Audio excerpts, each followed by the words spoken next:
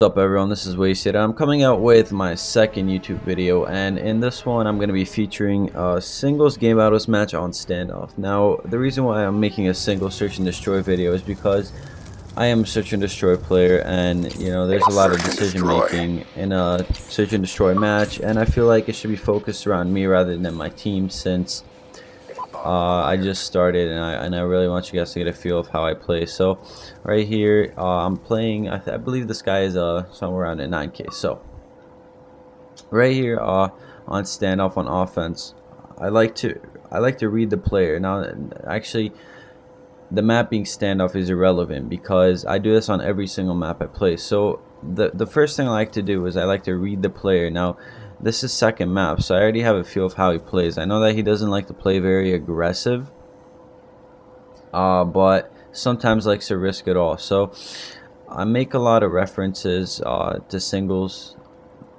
as to poker. I kind of compare the two because they are sort of alike. Now in poker, when you start playing, the pro players always read each other. So I mean, when if you know a guy likes to play really conservative, you know he's obviously not gonna go in for an all-in. And right here, if I know this guy plays conservative, I know he's not gonna rush me right off the bat, right?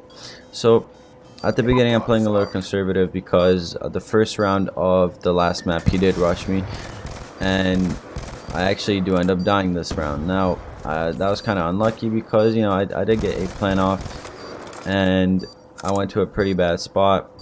But either way, right here you can tell this guy's a little mad because he starts teabagging me. So I do skip that part because he was teabagging me for about 20 seconds, and I don't think you guys are here to learn how to teabag. So anyway, second round I decide to go for pre-snipe. Now the reason why I go for pre-snipe is because, I mean, it is, I'd say about 80% of the people that play on this map like to go that window. And right there, by reading him, I pick off an easy round. Now easy rounds like this are really important because they can end up winning you the game. If it goes 5-5 and you know, if I miss a shot right here, I could have lost, right?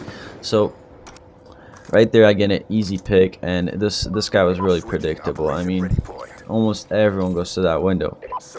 So this round, you know, sniper worked last time. I say why don't I try it again? And I actually only picked the sniper. I only want to snipe this mid box right here, and I believe I keep it on too long, and I try to switch back and it won't let me, which is kind of a fail. But either way, I know how to play with a sniper. Yeah, so right there you see it doesn't work, and because of this I have to improvise now.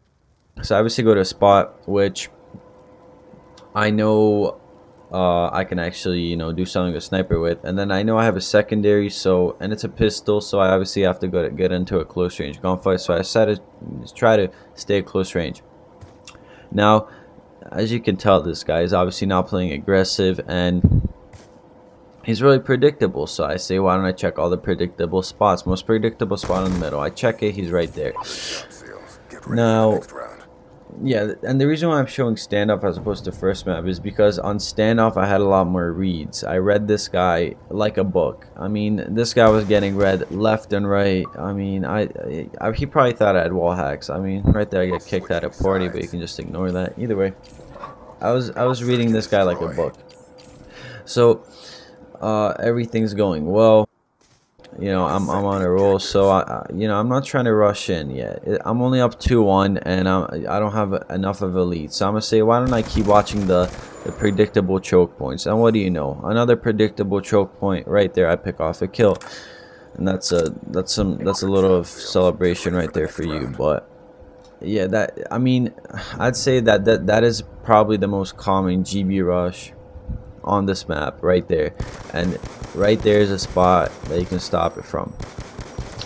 The only counter to that spot is if they hop onto red car, sorry, or if they go up top. So yeah, you gotta watch out for that. But that was an easy pick, and I'm playing really conservatively on this map with an M8 because I feel like there's so many long range gunfights on this map, and right there I die. another teabagging session, so I just skipped that. But right there, the MA kind of failed me and I didn't notice him. But yeah, like I said, I'm using the MA because there's a lot of long range gunfights. And right here I switched to an MSMC because I feel like, you know, I used my M8 the whole game.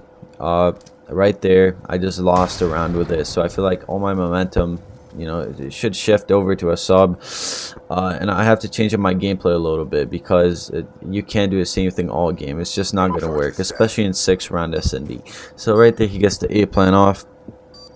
I get a little bit unlucky. I stay on top here to check if he's doing a lap. Now, I'd say most GB players would do a lap right there, and that is stupid. Never do a lap on A. Everybody expects it nowadays.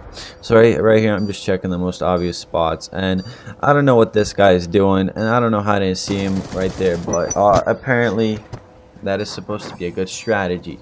Lying prone while holding a stun in your hand, and even though the person's in front of you, you still don't shoot him. So if this guy was a little smarter, I probably would have died right there, but good job, Seals. Get ready for the next round. I really don't know what he was trying to do. I mean, once he seen me, he should have shot me, or at least dropped that stun and killed me, but he didn't think I was going to see him, I guess. And I didn't think he was stupid enough to go to such a bad spot, but he did.